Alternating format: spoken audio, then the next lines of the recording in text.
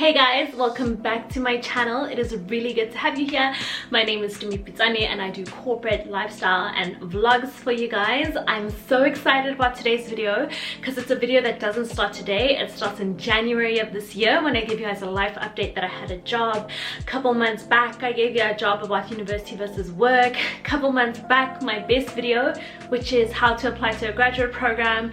And today I'm finally doing another career video for you guys, and that is going to be first job tips or what to do at your first job. I've never seen a video like this and I just want to do it for people because there were so many unknowns when I started working that I wish I could tell people, or so many ways that you should act or you should deal with things. And I'm so excited to do this video. So I am currently on leave at work and I decided that let me just make a list of things and reflect on my career thus far and see things that I wish I knew. And this goes for any career. It doesn't just go for if you work in corporate, it's just in your first job, the etiquette you need to sort of follow and things that will just help you in the long run.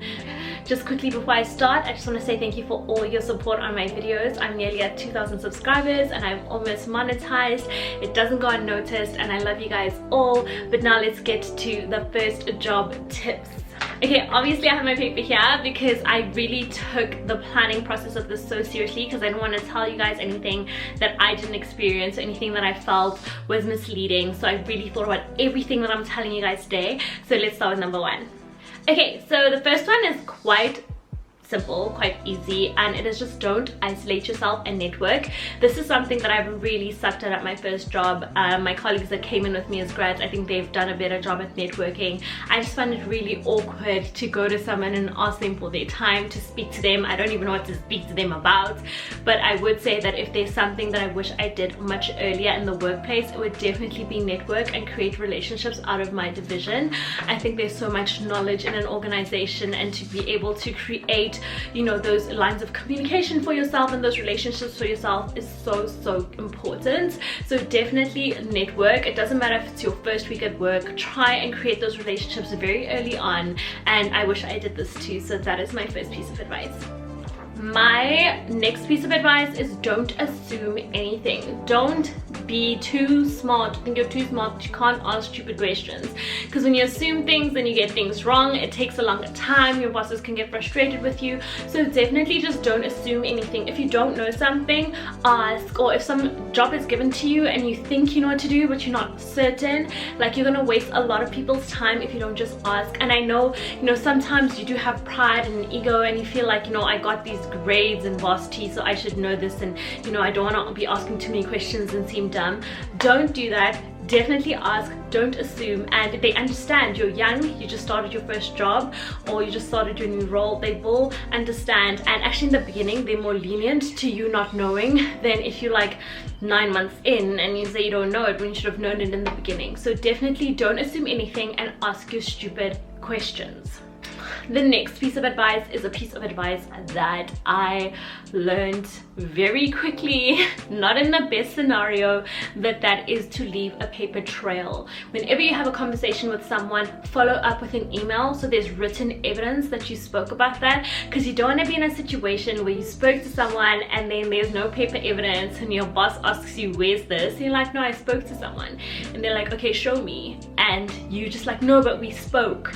Like, that doesn't really work. So I say just every conversation you have, just follow up with email. This is a mistake I made so many times, and that's why I'm telling you guys, like, out of every single piece of information, like, this is one of the major keys. Just literally, it doesn't matter, write it back in email, follow up in email, and you'll be good.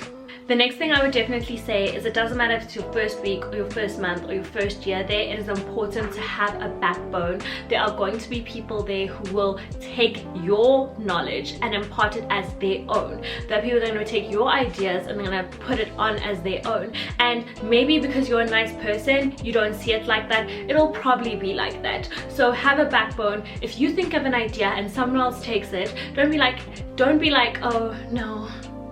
Like, be like, hey, that was actually my idea. You know what I'm saying? And if you're not going to speak up for it, then you're going to be trampled on. And it's very important to be confident and have a backbone.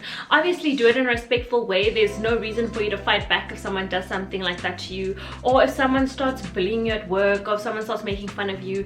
You just always need to stand up for yourself, because it's a whole different environment, and just have a backbone and stand up for yourself. Another thing is definitely set your boundaries at work. You know, colleagues may follow you on social media, or you know, people may think they know your life or ask you a lot of questions about your life. You are in charge of what people know about you. If you are fine with your colleagues on social media like following you, that is fine, but then at a point where, make it at a point where they think they know your life but they don't know your life, because you know, you don't want to be the center of discussion at work. You know, in as much as you want to be friendly and speak to people and, you know, not hide away from things, set your boundaries so that you're not a topic of discussion. People don't think they know you too much, people don't overstep. So yeah, just be steadfast in that. Okay, another piece of information, you guys might feel like I'm going crazy, but don't try too hard. And that is really weird, because you want to put your best foot forward, but people don't like people that they can feel are suck-ups and, you know, trying to be on the good books by, you know, presenting themselves as someone who's overly eager. Because the thing is, people smell fake people, and that comes off as fake. So definitely try a lot, but don't try too hard where you are trying to make other people look bad in your pursuits of looking like a really good employee. Don't step on people's toes, and, you know, just focus on yourself and your journey and your growth, and you'll be perfectly fine. Okay, another one is one that I've done, but I did it in the right way, and I'll explain that now. But that is, don't cry at the office. You know, if you've cried in an exam in varsity, you are most likely probably gonna have a bad day and want to cry at the office. Don't do it. If you're crying in the bathroom, people can hear you. Don't cry in the bathroom at the office. Like, choose like a random boardroom if you really need to cry, but I say just don't cry at the office. You don't want people to have that idea of you. And I'm not saying that it's not okay to cry at all, but people have a lot to say. And it also goes to the thing of, you know, setting your boundaries and being private. If someone really makes you upset and you need to cry, cry somewhere where people cannot see you. Only get back to a space where there's people when you're okay, because things can get overwhelming and you just don't want people to have that impression of you, because people can use things against you even if you did nothing wrong. Another controversial thing that I'm gonna say is definitely that human resources is not your friend. And I hate to be this person, and I hate to be this person that imparts such negative information, but this is what I'm supposed to do. I'm supposed to give you tips and tell you the truth. Human resources is a very great tool for the business, but at the end of the day, they're working for the business. So you really need to be careful on what you decide to disclose to human resources. That's why it's so important to network and to have a mentor in the office, so that whatever problem you have, maybe speak to them first and see whether it's worthy of human resources. Because at the end of the day, the job of human resources is to protect the business, and I know they also want to protect the employees, but the business comes first, and that is something that you're going to find out very quickly when you enter, you know, whatever world of work you work in, mostly the corporate space.